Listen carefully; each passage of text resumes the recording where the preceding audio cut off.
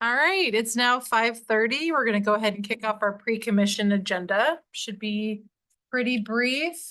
I just have one quick note and reminder that we have our Traffic Ops Center tour tomorrow at 2 p.m. So I will be there. Hope to see some of you there. I'm really excited, looking forward to it. Any general housekeeping items?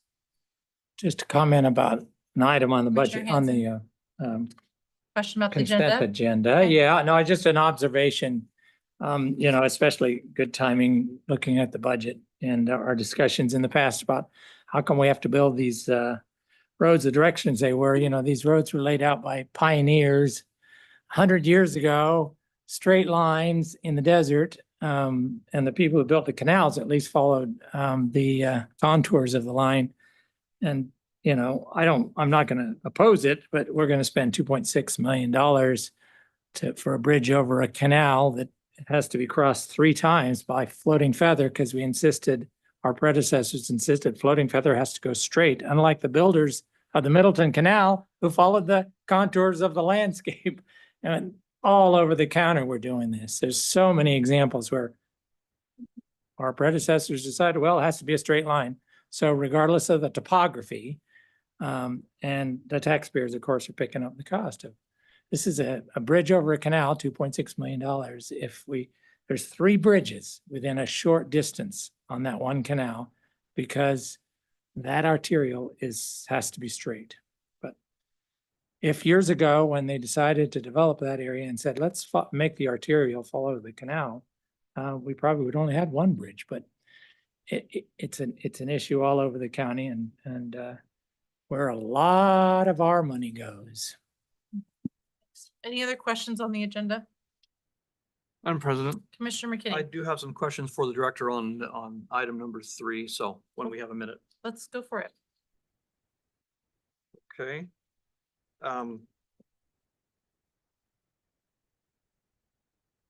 Item number 3, Director, on our consent agenda is the license agreement for regulation and maintenance of micromobility parking corrals.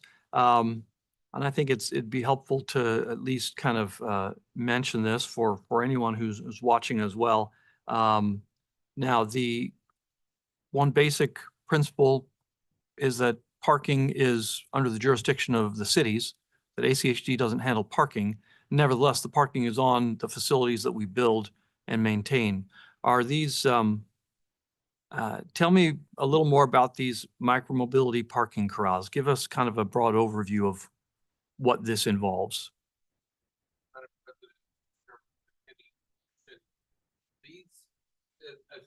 Over the last few years, we've had companies like Lime and Jump and other companies come into the area with the e-scooters and the e-bikes.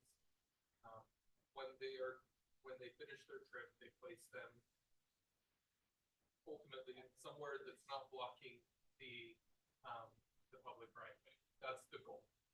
It doesn't always happen, and actually, a lot of times it doesn't happen. This is providing places for those to be stored at key locations so that they would be more out of the way, out of the right of way, and out of the way of the sidewalk so that the pathways stay more clear. The responsibility to maintain those would go to the city, as that's what the license agreement is intending, and it would provide those key locations that would allow us to maintain the right of way in to meet our ADA requirements. Okay. Are these parking corrals going to displace existing parking stalls on the street, for example, or? Madam President, Commissioner McKinney, in some cases, yes. In some cases, no. The location, if you think of downtown, there are places where they're just being stored on the sidewalk. But the opportunity for those to encroach upon the pedestrian access route area is much higher than if they were off and taking up a parking space. But since the city already regulates that parking space and at their discretion to give up one of those spaces for these to be used. That's what the opportunity is here, that they can make that decision. Okay. And so this is primarily, again, we're talking scooters basically, right? Scooters and e-bikes, correct. Okay. All right. Great. Thank you very much. I just want to add, I think I'm really happy that the city's looking into this because it's such a hazard and they're all over the place. And yeah, it's a nightmare for folks that have visual impairments or just generally, if you're walking and trying to access any of these businesses, it can be really challenging at times. And they're quite heavy to move, I Mhm. should add. So every time I see them, I try to move them out of our ramps or off the sidewalk, and they're quite heavy. So happy to see that we're doing this. Any other questions on the agenda? Okay, Director. Thank you. Commission, Madam President, Commission, it's an important night here at the Highway District, and we're excited to have the opportunity tonight to have the discussion on our budget. Always, your staff is looking at things from this perspective of what can we do to build together? How can we make sure that what we build is safe, and how do we build more? All with the intent of connecting people to more opportunities. I wanted today highlight a number of opportunities where we work together with other jurisdictions. And this is an example of an event that happens fairly regularly on a quarterly basis. The communications departments from all the different public agencies get together. Because if there's an area where we need to cooperate, it's communication, making sure that we have a common message across agencies. This is an example from a recent event. This was held out at the Idaho State Police. They had a nice demonstration of their K-9 unit here, but this really is a great opportunity to work with other agencies to make sure that our messages are clear. We also develop good partnerships through this on campaigns and other education efforts that we want to do collaboratively with Compass, with the cities, with other jurisdictions, with the police, and help make sure that our message and what's important from our perspective gets across and gets to the wider audience. Just thought this was a great example of building together. Another example of building together, our property over at Meeker was recently used by the Boise Fire. We were contacted by them. They wanted to do some work to test out and to train on vehicle evacuation during emergencies. And so this is they used our open parking lot there. We thought it was a good opportunity to use that on something that's of interest to us as well, right? If we're talking about safety, having that redundant system of having emergency services available in short order who are well trained is also important in preserving life. Wanted to address today one of the items that has been in the paper recently. We were contacted last Friday afternoon by the city of Boise, who had done an inspection in and around the Union Block building. On the back side of that building, in the alleyway that runs behind, there was some excavation that was done, and this has been ongoing for some time under permits with ACHD, where they've been excavating into the alley. As they looked at this, there was some additional concern that we hadn't necessarily seen in the past, where the roadway underneath the alleyway was starting to deteriorate as well. And so at their initial request and then our further review, the decision was made for public safety to close off the alley. We are working with the city in terms of exploring opportunities and exploring ways to shore back up the alleys and find ways to open that up. But ultimately, there's a lot of conversations. This has led to some litigation for the city that they're dealing with on this building. We're carefully working through this to make sure that we can have it open for public use, but at the same time, make sure it's safe. So this was I want to give kudos to the team. These things never happen on a Monday. They happen at Friday at 3:30 in the afternoon when the calls come in, and the staff responds immediately, is able to get out there. They did the quick assessment, Our communications team was knocking doors to the businesses, making sure everyone was aware of what was going on. We worked with the city to bag off some of the parking stalls so that deliveries could happen that historically would have happened through the alley, that they can happen in front of the buildings. But this is an area where we're paying close attention here and wanted to address this safety concern. Lastly, in the area of Buildmore, I just want to say on behalf of the staff, the 465 staff here at the Highway District, thank you. We know that adopting a budget is a big deal, and it's a hard decision to determine. Obviously, it's one of the hardest decisions that you make, Commission, but we know that it's what allows us every day to build more. We also recognize your unwavering support for staff, and that's been noted. Your efforts to support staff and make sure that those the needs of our team is taken care of, that we're able to provide great benefits and good salaries for the team. But just wanted to take this opportunity from a staff perspective to just say thank you. And recognize the decision that you have to make this evening and the importance of that decision and the impact that that has on what we're able to do every single day. Just highlighting a few other things coming up as noted by President Pickering. We do have the tour tomorrow at our Franklin Traffic Operations Center. If you haven't RSVP'd, please make sure Stacy's well aware. We're getting the thumbs up, so we're good there. But look forward to the opportunity to show you the good work that's being done on that site. We do have the Labor Day holiday coming up next week. It'll be a good opportunity for staff to recover and recuperate, and hope you're all able to celebrate that well with your families. And then noting a couple advisory committee meetings coming up as well. With that, Commission, I'll stand for any questions. Thanks, Ryan.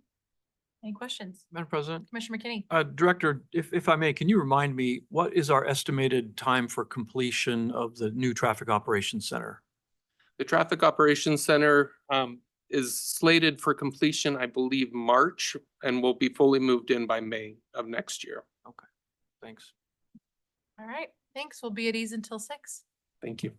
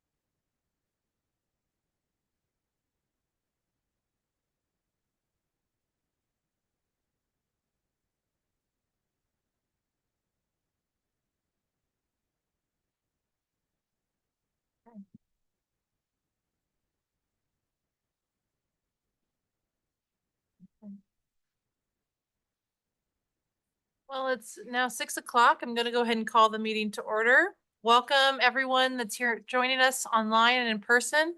Please join us in standing for the Pledge of Allegiance.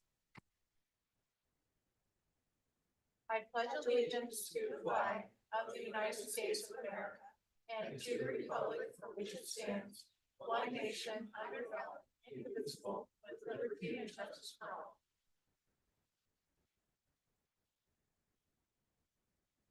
Thank you.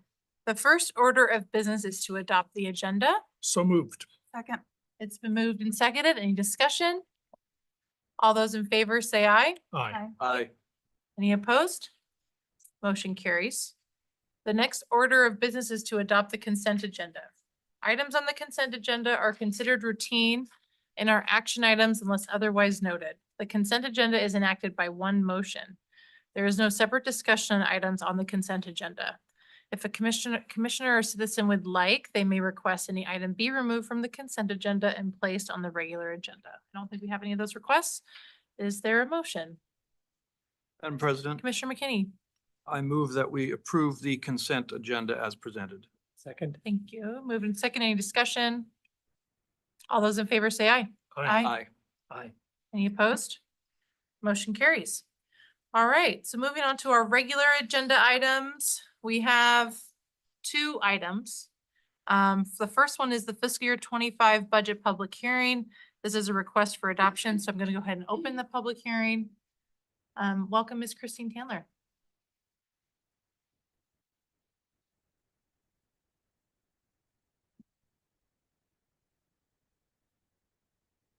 Good evening, Madam President, Commissioners. For the record, Christine Tandler, Budget Manager.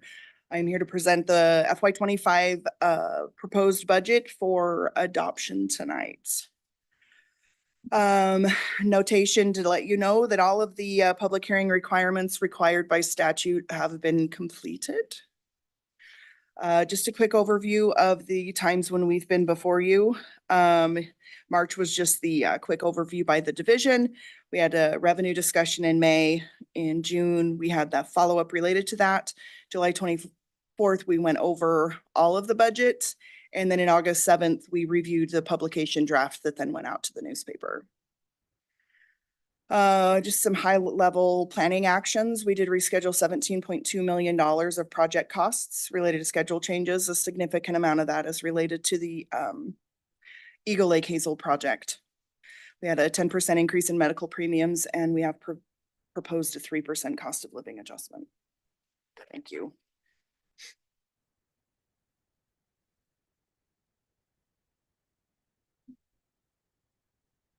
You guys have seen this slide a couple other times. I just wanted to be clear on it. The property tax certification that is proposed, that is included in this budget, is the 3% annual allowance, the 1% maintenance and operational expenses taken from foregone, and then the 3% capital project specific expense also taken from foregone. Capital project specific expense being for state in Pierce Park. The FY 25 proposed budget is balanced at $234 million. So you can see we've got new revenue of about $165 million, the rescheduled projects, future facilities. This is related to the beginning of the purchase of, the building of the Apple maintenance yard, as well as the Highway 16 and Eagle and State funding, the strategic initiative funding from the legislature in the state of Idaho. This is just a pie chart depicting the revenue sources. As you can see, highway users fund, property taxes are two largest revenue sources.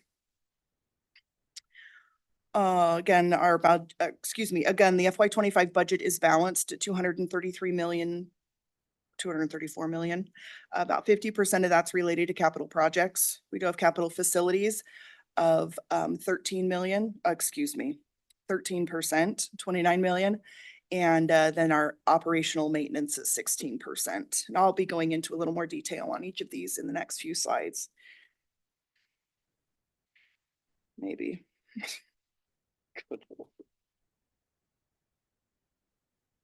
The operational budget, as you can see, nearly 50% is the maintenance budget. development and technical services, and then the overhead. This is just a pie chart depicting the breakout as it is related to the operational budget. That is not 43% of the entire budget's related to maintenance. Operational, $89 million. Capital facilities budget, we're looking at the completion of the Franklin TOC that you guys will be visiting tomorrow of $9.3 million. The remodel for Meeker, $4 million. Apple maintenance facility, as stated earlier, we will be doing, beginning the construction on that, I believe in the next few months, and then completing the Cloverdale decant. The capital budget by program. So the biggest pieces in this pie are related to the capital investment program, that is roadways and intersections. That does include any pedestrian type projects included within that project. And then we have the capital maintenance program. Community programs budget is community programs outside of any capital investment projects. So just to highlight some, the top group is the construction, and the bottom group is more on the design side of projects, the major projects that we have proposed in FY25. I have notated the strategic funding for those. And then we have some really great projects going into with that raised grant, the access to opportunity, as well as the Emerald Street, Camelot to Raymond. That's the design of the bridge, the Emerald overpass, 5 Mile Overland to Franklin. There are federal funds related to that as well. And then the Fairview Ave Bridge and the Eckert Road bridges, those are both in concept design. There's a significant amount of outreach and information needed to begin to gather on those. So those will begin concept design, which I believe is scheduled for 2 years. And then after that, we'll continue that process. So staff recommendation is to approve the FY25 budget of $233,592,812. Authorize the commission president to sign the property tax certification and approve resolution 2425 recovering the foregone, which is item number 2 on the agenda. This will be, each of these items will need to be separate motions. And with that, I will stand for questions. Christine, commission, questions for staff? Commissioner McKinney. Yeah, Christine, I just have two initial questions. In our, these are detailed questions, but in our budget, the leading pedestrian indicator project or program that we instituted a year or so ago, does that fall within the safety budget, or is that someplace else? I'm Madam sorry to President, put you on the spot like that. excuse me, Madam President, Commissioner McKinney, that's within the capital project budget. Let me look and see which category that then falls in. See if I can get that. I believe that, is that under? It's traffic safety and operations Traffic safety, okay. in the capital budget, yes. Traffic safety. What about, and what's the amount on that? Does somebody have that? Because I know it's changing year to year, and I don't recall what the exact number was for this next year.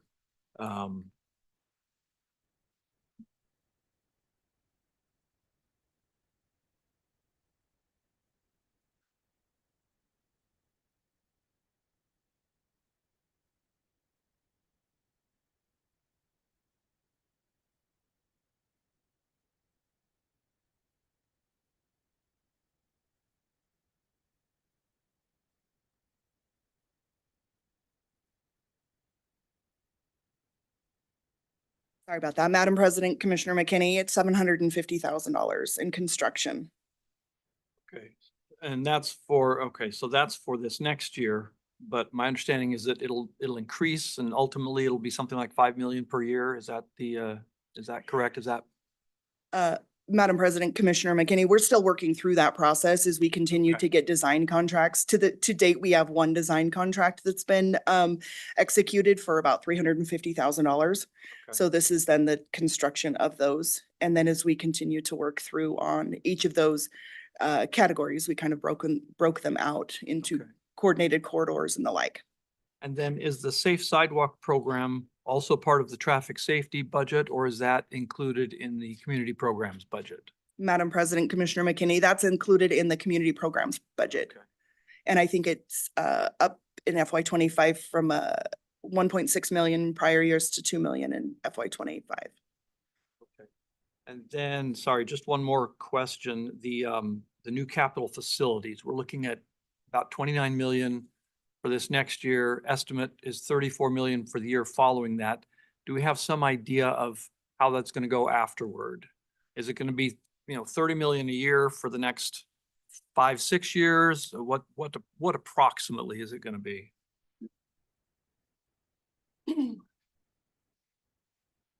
Commissioner Pickering, or President Pickering, Commissioner McKinney, no, if you recall, as of the next year, the majority of the Apple Yard would be completed in 2026. At that point in time, we're going to work on the sale of this property Right. to identify funding for the U-Stick Yard after that. So there may be a small amount of carryover into 2027 from the Apple Yard, but beyond that, it's going to depend on the sale of this property and the U-Stick to be able to move forward on the U-Stick Yard. Okay. But what's the estimated total cost of the U-Stick Yard that we're looking at? What in round numbers? Are we looking at Madam President, Commissioner McKinney, it's about 50 million. 50 million? Okay. So that's going to be spread over a number of years, obviously, and we'll be determining the timing of that depending upon how things go with all these other things. I understand that. I'm just trying to get an idea for these big numbers because this capital facilities piece of the pie is a big piece of the pie for the next several years. I'm just trying to make sure I have a good sense of how big and for how long. So that helps. Thank you very much. Those are all my questions. I'll have some comments and such, but I'd like to wait till after we hear from the public before making any further comments. Any other questions for staff? Okay. Ms. Stacy, is there anyone that has signed up to testify? On our list, they all say public comment, and then Patricia, you said consent item number 3 under public. So everybody said public comments. I don't have anybody online, but just checking to make sure if anybody wants to testify on this item.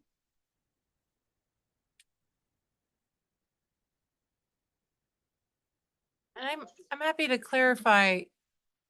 If you'd like to talk about the actual budget, this would be the time to testify.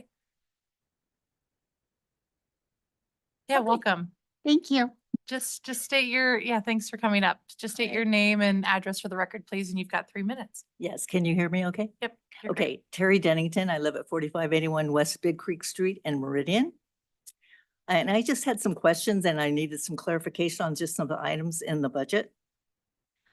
So on the federal aid, the $8,033,000 of federal aid, are there any requirements or how or where that is used? Where and how that's used? And if we didn't receive for the federal grants, the funding, what impact would that have? Or would we find the money somewhere else if we didn't receive those federal funds? On the revenues, on the impact fees, I was wondering, I'm assuming we're charging developers for that are developing new areas or, where they're building new houses and projects and roads are going in. Those impact fees are coming from the developers. Is that correct? I didn't understand the Cloverdale decant. I was trying to figure out what that actually meant. If that meant that something changed in there and how that was being processed through. If federal funds weren't accepted for a commuter ride, how would that affect the program?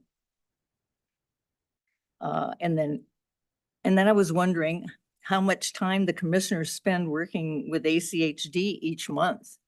Because I don't know how many hours you actually put in doing this job. So that was just a question I had on that. On the human resources, I was wondering how are the incentives and awards monies being used? Because that was a large number. And then on the capital projects, it's like $86 million. who are we contracting? Because it just says we're doing contracts. And I just wondered, because that's a big piece of that, that as well. So the capital projects. So those are just my questions and hopefully I can get some answers. Thank you. That's Yeah, it. I think so. Christine will be able to answer a couple of them. Yeah. So she'll come up and answer those in the mic so folks can hear online. So do you mind just having a seat and Christine will answer those? Absolutely. Thank you. Madam President, Commissioners, some answers to the questions that Ms. Dennington brought up. So with the federal aid, so specifically federal aid projects are determined and we receive them based on applying for those funds. And then we receive them based on the project specific. Big bulk of the federal aid is related to capital maintenance type projects, as well as the RAISE grant that we got, which is design related. That's happening in FY26, or excuse me, FY25 and 26. The comment on without those funds, how would we move forward? It would have to be programmed and budgeted and prioritized amongst the rest of the same projects without those additional fundings. The impact fees, yes, we charge impact fees to developers, and then those projects or those fees go to offset projects that we then do that are identified in our capital improvements plan. The Cloverdale decant, that's a project that the district's working on at the Cloverdale facility. It's redoing the entire decant facility. It's a very big undertaking. It's a total of about a $5 million project to in order to cover the decant facility, ensure that the Christine, do you mind explaining what just really quick, a sentence about a decant? the Oh, decant right, yeah, facility is? 'Cause so- I think that might be the right. question, So yeah. as we as our street sweepers take in and sweep off the roads and clean up debris and then clean up through the back trucks out of the drainage issues, any flooding issues that we have, all of that water that we get, we then have to treat it and facilitate it before that water then gets back into the water system. Our so- rivers, yeah. What's that? Our rivers, yep. Right. Mhm. We're treating water through the process, right? And so there are settling areas for each of those. And then the water then goes through each of those.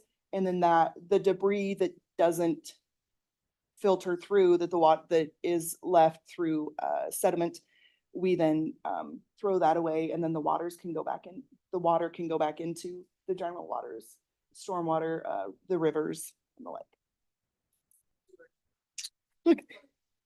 Sewer goes through the sewer. Jeez, it's only so much an accountant can know. Great, Christine, you did great. You did great. Madam President, Commissioners, I'm gonna leave the question on how many hours per month Yeah. you work. I was gonna say that depends on every commissioner, and it wouldn't be fair for me to assume how much each commissioner. Hundreds and hundreds and hundreds, Yeah, I right? think you'll have to ask each of us individually for that one. With the HR incentives and awards, so that just has to do with, during post the pandemic, we had instituted some incentives for personnel to come work for the agency. So we want to entice them to come. There are certain positions that have incentives and some that don't. And then we also have awards, service awards for retention related to that, similar to, I think it was implemented similar to the time around when we began those retention, those incentives for coming onto the agency, one for staying at the agency, and it depending on how long you've been at the agency. And then capital projects, this is the last question I have, and I may not have written fast enough, but contractual services. So that just has to do with our construction budget. So we have $87 million worth of construction projects programmed for FY25. So all of those will go through a competitive bid process. The big projects of those are Eagle and Lake Hazel, and Eagle, Lake Hazel to Amity, that the commission approved the bid. It was about $20 million.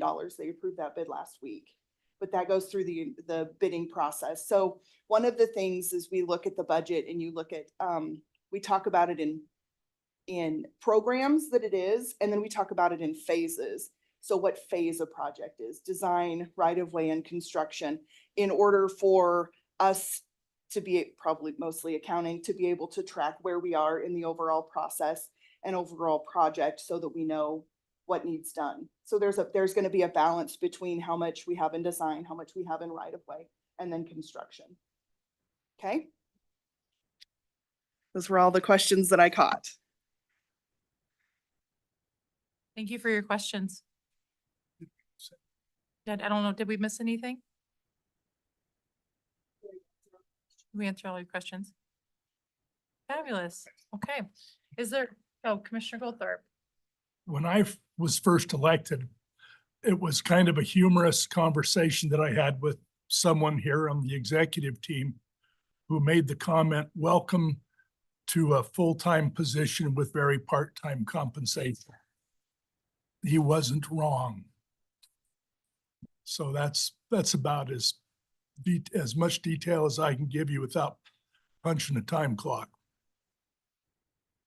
Okay. Is there anyone else that would like to testify on the budget? Anyone else online, Miss Stacy? All right. Well, then I'm gonna go ahead and close the public comment period in the hearing. Commissioners.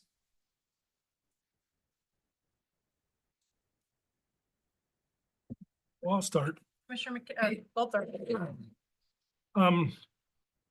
During the last year, as we've been developing this budget, which is kind of the same process and length of time it takes for us to develop the 5-year integrated work plan, there's just not a ton of, until earlier this year, of public opportunities to watch it and to participate.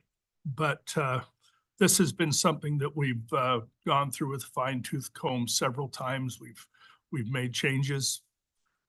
We've talked a lot about what has to go on with regards to our capital programs, with regards to our the acquisition of some of the property and the facilities acquisitions that we've been doing, and had to make some changes within the budget to compensate that in order to save a whole lot of money down the road.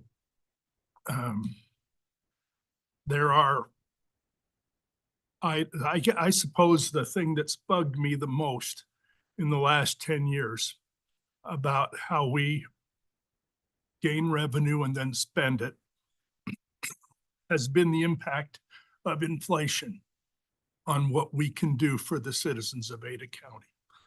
And it's just been awful, in my opinion, to watch the bang for the buck, as it were, get smaller and smaller and smaller. Over the last number of years since 2010, there have been a number of years where the money, even just the raw dollars, not even considering the effective inflation, the raw dollars have gone down. There's 3 or 4 of those years. In some cases, it was drastic. This year, what ACHD receives in the way of property taxes, even if we take the full 3% and the foregone and everything, is less than what you paid in 2021. So it's been interesting, to say the very least, to see what's happened tax-wise, other revenue-wise. You asked the question, ma'am, about federal funds. We don't use them, they're gone. Many of the federal funds that we receive, we only have to match about 7%. So it's quite a bang for the buck that way, to use my phrase again. And if it weren't for that low match, we would, if we wanted to do that project, we'd have to take it out of the tax revenue and our other revenues, and it might never get programmed to be done. Anyway, all I wanted to say really about our budget, one thing is, as Director Head mentioned, we love the staff of the Ada County Highway District. We have incredible people working here. Years ago, I made the comment that I thought it ought to be our goal which has absolutely been accomplished to make a career at the Ada County Highway District a career shop, not a career pit stop. And that's why you see the quality of the roads here in Ada County, which are far superior to way more than 95% of the other jurisdictions in the United States of America. With the minimal, and I don't mean to make it sound like it's small, but with the levy that we receive tax revenues from in the overall property tax bill, it is amazing what we have done, because we cannot, like as is the case with most highway districts and municipal entities in the United States, we cannot change our budget and take money from the roads and put it in some other public works.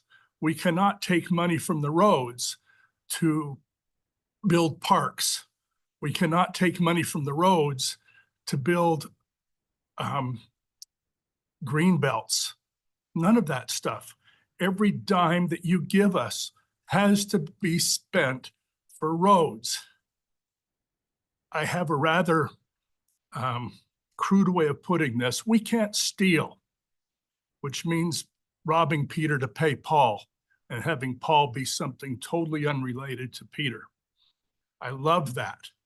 That's why I like this model that we have here in Ada County so well.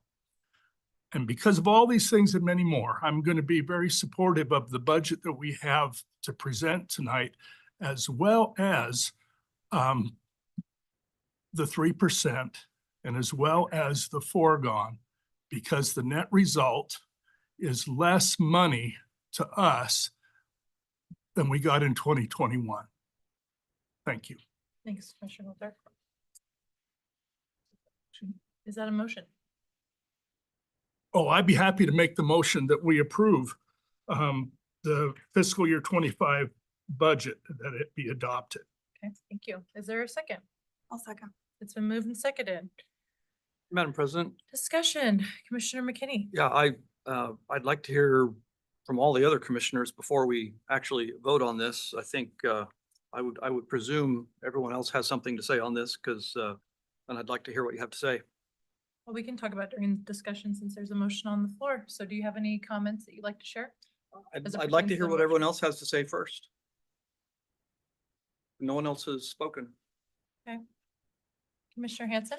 Well, I'll say a couple things and then I'll probably add a few more. This would be the first time in a long time to raise taxes or take the 3%. First of all, I just want to echo Commissioner Goldthorpe's. We have tremendous staff. I really appreciate the extra effort they go to make this place work within the confines of what we do. I just particularly want to shout out our planning staff and the process by which various projects have been shared with the public. It's so much easier now to know what we're spending on, at least as to projects, because of the great work our staff is doing. And so you just get online and you can see constantly what these projects are, what they cost. The flip side, of course, is that more and more people are doing that and they're finding out, wow, this is a great project. Or where's my project? Or where's the thing our neighborhood's been asking for years? It's still not there. And that they can also look at other projects in other neighborhoods to see. And they can see the dates at which we estimate we'll do them. So there is that added knowledge also gives them the ability to help us. Oh, so why is it so much has been prioritized elsewhere than the neighborhood that I'm from? Of course, everybody's paying its property taxes. And there's also been this process of understanding that our asset, the right-of-way is our asset. And I always like to refer to it as the right-of-way. So it's the right-of-way is the asset. It's a multi-billion-dollar asset that we have to maintain for the public. And maintaining that and making it productive is critical. The key component of making it productive is making it safe. If it's not safe, people don't use it. or we have to go back and fix it. We've done some good things to make the process for us to reach the point of coming up with safe designs. I think huge kudos to our access management policy changes, our multi-use pathways on arterials. There's a lot of work that we've done, made it more safe. I think the work that communications has done has been terrific. More and more people know. It used to be they'd stumble over highway district. So ACHD, they say, oh, okay, now I know you're about the right of way, Ada County right of way district. The area I represent, a lot of old neighborhoods. So the investments in those neighborhoods, they've been waiting for a long time for some of the improvements. I'm so glad that some of our federal money this year is coming through a special program called Raise Grant. And my frustration is that we've put sidebars on our capital maintenance grants and gotten Compass to say this is how it's limited to capital maintenance of certain arterial facilities and some collector roads, certain perimeters on what we can spend it on. And I'm frustrated that that's limited our ability. So I've seen what are called federal capital maintenance projects sort of move on up, even though other projects that don't necessarily qualify don't. I think we need to be as creative about applying all of our federal funds. Those are tax dollars we as taxpayers pay through the federal government. Then they match it. We can't do what the state does and borrow against future revenue. The state can do that. There's a lot of state facilities that are being spent with debt, anticipating the feds are going to continue to provide money. So we can't do that. So we really need to be much more creative about using our federal capital maintenance. I don't think again, this year, as in past years, the balance between what people are putting in each of the neighborhoods and what they're getting back is balanced out. We haven't figured that out yet. And so I can't support a 3%. Okay, thanks, Commissioner Hanson. Commissioner McKinney. Does Commissioner Gold have any comments? Do you have any comments? You just. Madam President, Okay. I'll go ahead. Commissioner Gold. Yeah, I will be supporting the budget. I agree with Commissioner Goldthorpe's comments about the work that we've done on the budget this year. And I know, that it's a tricky subject in terms of raising property taxes and the foregone, but I think that has a compounding impact over time to not do that. And on our levy rate and how far our dollars can go. And so, that's why I'm in support of that, so that we can try to have a bigger impact on our operations and our overall system over the next year. I also agree with the facilities comment and how we're allocating funds over the next couple of years to save money in the long run. And, I do agree with Commissioner Hanson's comments about our process and the allocation of projects. And I think that we can continue to refine that even after the budget is adopted. So, one concern, and I spoke to this at the last meeting, is not having 25% of our chip seal done in this last chip seal zone, and what that impact looks like and the cost of deferred maintenance. And so I do want to continue to dive into that conversation. But otherwise, I'm supportive of the budget. Thanks. Okay, you're up. You don't have any comments? I'll be the last to close. Ah, Up to okay. you. Well, the budget of 233 million, that's no chump change. That's a fairly substantial budget. And I guess from what it sounds like, Commissioner Hanson, you're saying you don't support taking the 3% property tax increase, but you do support taking the new construction increase. And what about the foregone? I'm just trying to gauge what the different commissioners are thinking on this matter. Is that correct, Commissioner Hanson? You said no on the No on the property tax increase? That's the critical thing for my mind, the distribution of the capital projects. No, and that's your reason for it, but what the conclusion is you can't support the budget with the request for the property tax increase. Is that what you're saying? Yeah, so if you're gonna make a motion with something different. No, I'm just trying to just listen understand to- So what that- your, That's where I'm coming from. Yep. so you would oppose the motion? That's, yeah, the motion that has been Okay. on the table, I'm not inclined to vote for. And Commissioner Goldthorpe and Commissioner Gold, you've both said you're okay with it. You're in favor of it. Is that correct? Okay. You know, and I think overall, you know, the budget in general, I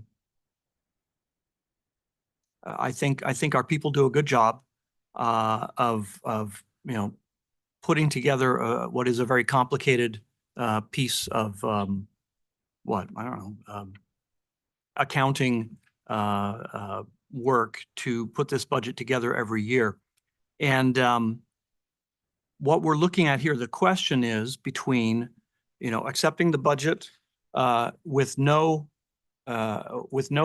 tax increase versus with it, or a couple of spots we've looked at in between. That is to say, you know, there's the foregone amount, and there was that slide, Christine, that you had earlier that showed those different chunks of the proposed revenue increases. Altogether, if all three of those were passed, they would make a difference of about $3.5 million, I believe, in the total budget. That is to say, or the total revenues. So the question of whether to raise our property tax certification, you know, it boils down to that. It's about a $3.5 million question.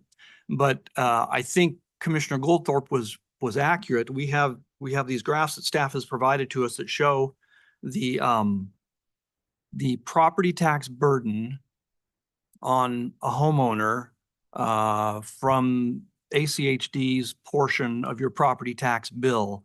And those have gone down in the last few years, actually. Even with inflation, the average property tax assessment, ACHD portion of the property tax assessment of the average homeowner in Ada County has gone down. And so when you look at that and you factor in inflation, you can say, I can certainly see why the staff looks at this and says, you know what, we need the resources, and things have kind of gone downhill the last few years, money-wise.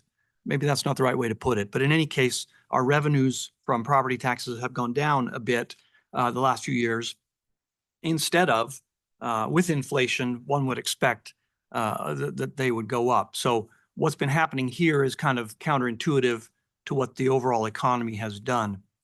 And so in the end, if we took all of the proposed property tax increase, the foregone plus the new construction plus the 3% annual allowable amount, that would put, as I think Commissioner Goldthorpe accurately said, that would put the average homeowner's ACHD portion of their property tax assessment almost at where it was 2 or 3 years ago, probably slightly under what it was. And so when you look at the inflation, add inflation into that, that sounds perfectly reasonable. Here's my concern, and this is where it comes in. This is why I had those questions about our capital facilities. And I guess an analogy, I'll make an analogy. When when a ship is at sea and it's under stress, they will, divert power to the most important functions.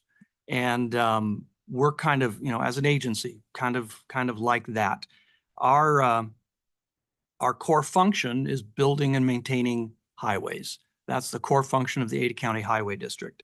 But the stress we're under right now is really the stress of these capital facilities that we're building, which aren't roads. They're essential to our future ability to build and maintain roads. So they're absolutely needed. Nevertheless, 30 million or more per year is being, allocated to do that, where otherwise, we could put that into the roads. And in a situation like this, I look at it and I say, given that we have this added stress that's taking away from our ability to fulfill our core function, our core mission of building and maintaining highways, it makes sense to me that we look for ways to divert power. And in our case, power is money. Power is our budget. And it strikes me that in the end, I could support the budget with the proposed tax certification if we look at these pie charts and agree to reallocate a comparable, at least a comparable amount into the road building portion of the budget. So that would be the capital projects portion of the pie chart. And the place where that would need to come from, it strikes me, is the community programs portion of the budget. Primarily because while these are good things to have, but they're what we would call ancillary facilities. In addition to the fact that we're building all of that when we build highways as well. So if we can, I would propose an amendment to the motion that we reduce the community programs budget by an amount approximately equal to the property tax increase and put that into the capital projects budget. If we can do that, I would be willing to go forward with this motion. Right. Is Before you that say- an actual motion or is that a question? I was gonna say, I won't amend my motion, so you need to make that as a substitute Is that a motion. motion or a question? Well, let me first get some additional information. It looks like staff has some additional information that they'd like to give. Madam President, Commissioner McKinney, just for point of clarification, moving funds over to capital projects, we would need to have capital projects ready to be built. We do not have projects that have design ready to go that could be built next year of that $5 million figure. But does not the capital projects budget also include the money that's used for designing those projects?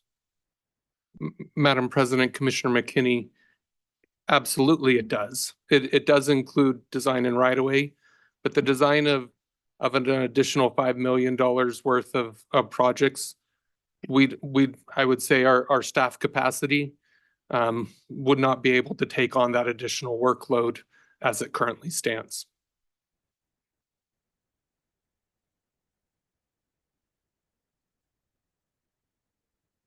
So what you're saying is there's no way that we can shift money around at all.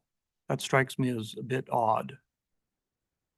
Madam President, Commissioner McKinney, in the short order of a budget, I would say that gets a little bit more challenging. In the long-term conversations of a 5-year plan and shifting over time, that can be part of the conversation. But to add in 5 million and cut out construction, add 5 million in design and cut out construction of other projects really is the only way you're really going to reach that 5 million. That would be a significant added burden on our projects development staff that I don't believe that we are capable of taking on at this time. So you're saying that over the course of an entire year, there are adjustments of $5 million could not be made in any way that would allow the, moving forward of capital projects that otherwise weren't moving quite as fast. That can't be done? Madam President, Commissioner McKinney, the reality is capital projects take an extensive amount of time. They take well over a year to design. They probably take about 1.5 to 2 years for right-of-way purchasing. And then we have the construction period of time. In that year, that your project development staff has a full budget that's been identified within that draft budget of work that needs to be done. We program as much work as we possibly can within a year within the staffing that we have available.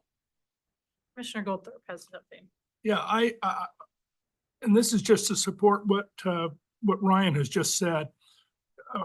For several years, while I've been on this commission, I have attempted to do essentially the same thing that Commissioner McKinney would like to see happen. Only I was asking for really tiny things like filling sidewalk gaps. And it was very well explained to me by Paul Daigle about low-hanging fruit and the ability we do or don't have to do those things quickly. We couldn't then do more than a couple of $1 million tops with plenty of low-hanging fruit that didn't require right-of-way utilities and all kinds of other things to be done in order to construct some little minuscule facilities. And that's why what the director has just said about our inability to work $5 million into a capital budget, that's absolutely the case. Does our general counsel have a comment? Proceed with your motion or? I'm, apparently there's some more input to be had. Madam President, Commissioners, for the record, Steve Price, General Counsel. I was simply up here for the procedural issues that were creeping up on us. The question is did you make a separate motion? A Yeah, no, I substitute haven't. motion? Right, I haven't made a motion yet. It sounds like that the consensus is that no such change could be made, which strikes me as a bit odd, sort of tying the hands of the commission. Likewise, so much of our design work is done by consultants that and likewise, so much of many of our projects are funded through what money that is, overages from one year that push into the next year. And if we had that additional funds in the capital projects budget, I'm sorry, I'm going on now. But so my comment is this, unless we can make some sort of change to reallocate our budget priorities in a way that goes toward facilitating in a greater way our core mission of building and maintaining building highways, I don't think I can support the budget as it stands. So I would offer a substitute motion that we approve the budget as presented with one change, that the approximate value of the property tax certification increase be moved from the community programs budget into the capital projects budget. Is there a second? Substitute motion dies for lack of a second. Still back on our original motion. Okay, Commissioner Hanson? Madam President, yeah, I'll ask the maker of the motion if you would consider that we do some study into the significant study into balancing where revenue is generated and where it is spent over the next year, so that we have a clear indication going into the next budget cycle, where the revenue is generated, especially property taxes, and where it is spent. And if that's the case, then I would support the motion. No.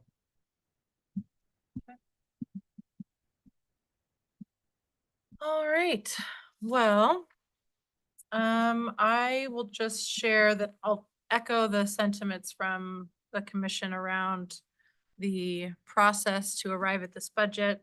Thank you, Christine. Thank you to our leadership team for working so diligently on getting us such a comprehensive budget with details. And I feel like it's a really balanced and measured budget. I think, of course, the staff deserve their 3%. And, I personally have a lot of challenges personally with supporting taking the 3% in property taxes, because I think, although I agree with Commissioner Goldthorpe's point, we've received a lot of state legislative funds from our legislature. I think it's kind of challenging to also take an additional revenue when we've received so much from the legislature. But just due to the sake of the fact that we have to pass budgets and this institution is important to do all the things that we needed to do. And I'm not interested in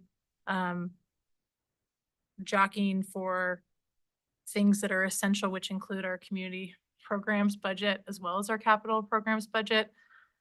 So I'll also be supporting Commissioner Goldthorpe's motion. So all those in favor, say aye. Aye. Any opposed? Nay. No. Motion carries.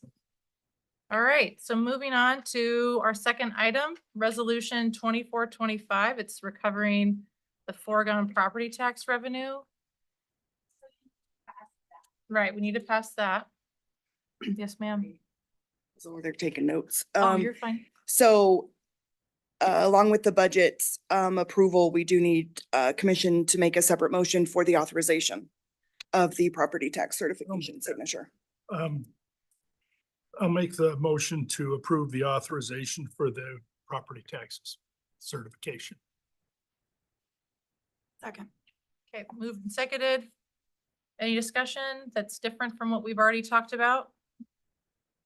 Okay, all those in favor say aye. Aye. Any opposed? Nay. No. Motion carries. Congratulations. All right, moving on to public communications. Oh, Wait. also the resolution We've got- for Oh, Oh, yeah, recovering the foregone. resolution, sorry, my bad. Really needy today. Oh, sorry.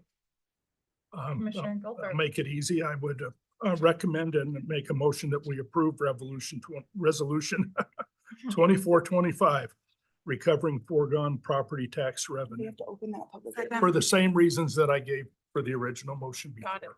And it's been seconded by Commissioner Gold. Any discussion?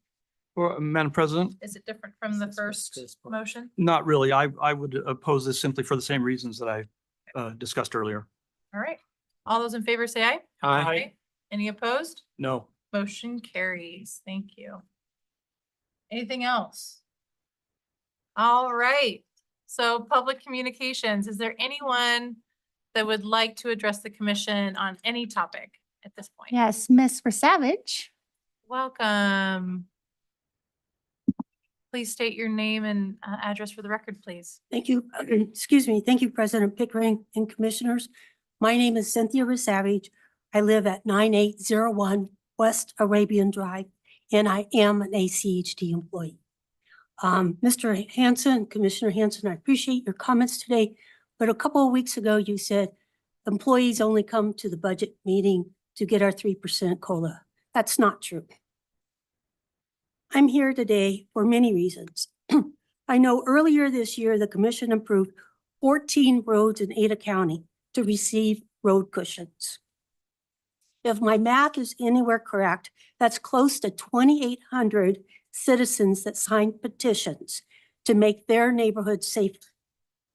Cindy Thorpe, who has spearheaded the petition for Mitchell Street, the commission staff, I want to thank them, especially John Watson, who has been working on the Mitchell Street project for over 2 years, for making the speed cushions happen, especially in my neighborhood.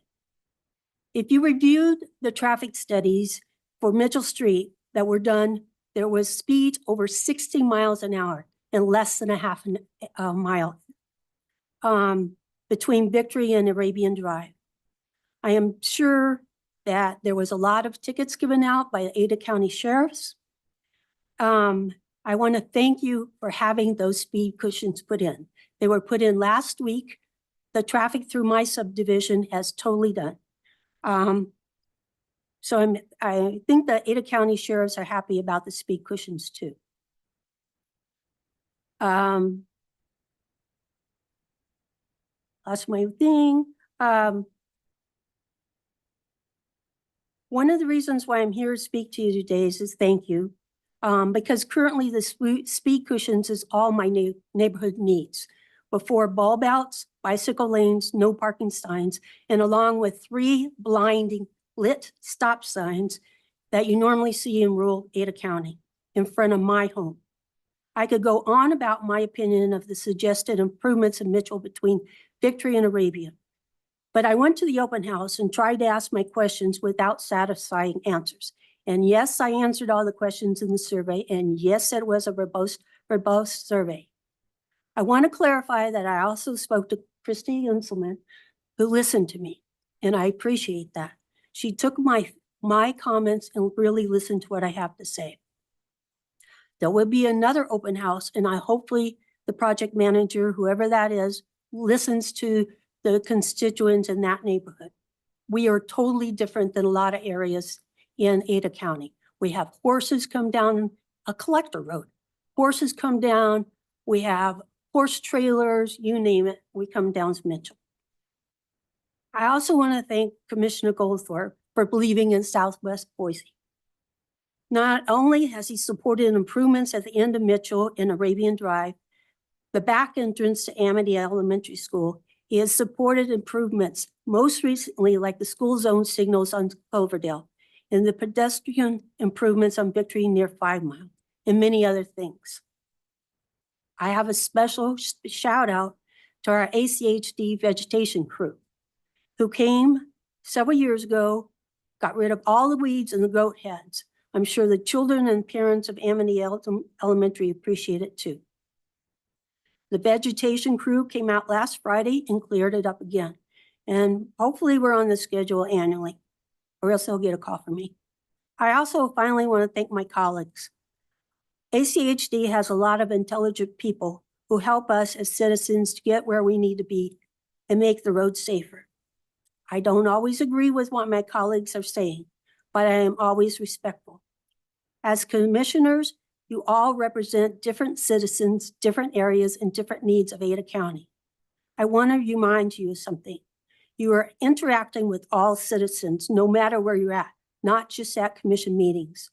Always be respectful and mindful that the citizens are listening for the good and bad. Thank you for your time. Yeah. Is there anyone else that would like to? address the Patricia? commission? Yeah. Patricia, welcome. You know the drill. Thank you, Madam President, Commission members. So I'm here, I was going to talk Name and about, address, please, madam. what's that? Name and address, Name and please. Oh, address for the Patricia record. Nilsson, 3225 Snowflake Way, Boise, Idaho, 83706. Sorry, I know the drill, but I talk too fast. So I'm here as just a citizen, but I wanted to give you, just describe what, I'm on the board of the Southeast Neighborhood Association, and we met last Thursday. And since that meeting, we've been working on some communications with the city and ACHT to some degree on, we had our eyes opened up by a volunteer who came to us from the Boise Bicycle Project on a real need to put in bike repair stations. And there are some in Southeast. There's one at Timberline. We hope to put in a second one there, working with the school district. They've been very positive. But when I saw the micro mobility corrals, those seem to be perfect locations for those. So I'm just encouraging the commission maybe to be mindful if those come up in the future in other communities around the county, that's kind of a perfect marriage of concentration of the vehicles and to have a relatively inexpensive repair station relative to the ability to get those vehicles operable and working. We had the volunteer from Boise Bicycle Project said it just killed him to see kids with broken bikes.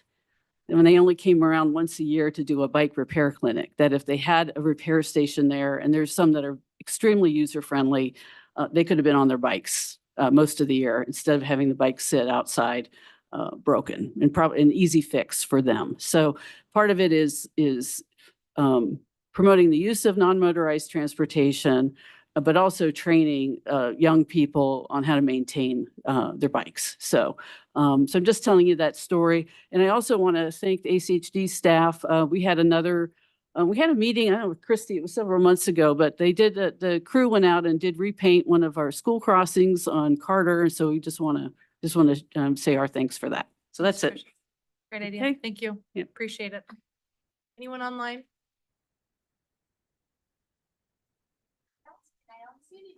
All right. Well, with that, meeting is adjourned.